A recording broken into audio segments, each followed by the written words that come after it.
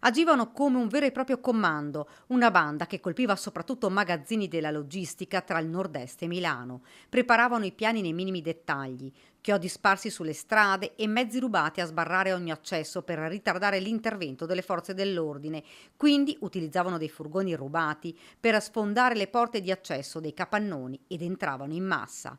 Quattro i colpi che avrebbero messo a segno. Nella Marca il 21 dicembre 2021 hanno fatto irruzione alla Smedice Salto, il 26 ottobre 2022 a Fiesso d'Artico nel Veneziano, il 27 settembre 2022 a Grassobbio in provincia di Bergamo ed il 24 ottobre 2022 a Trezzano sul Naviglio nel Milanese.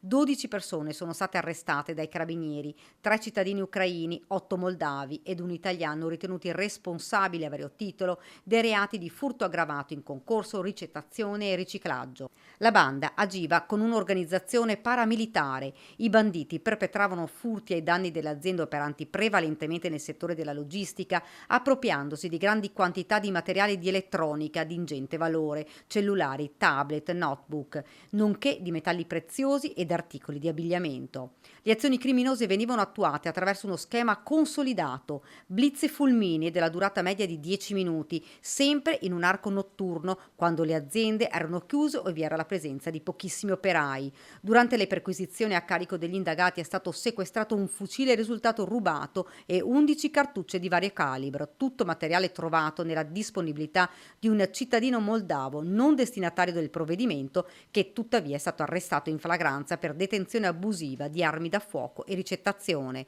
Non solo, sempre durante il blitz sono stati trovati e sequestrati una fiamma ossidrica, alcuni passamontagna, centraline modificate di autovetture, duplicati di chiavi e spadini per l'apertura di macchine, nonché un disturbatore di frequenze.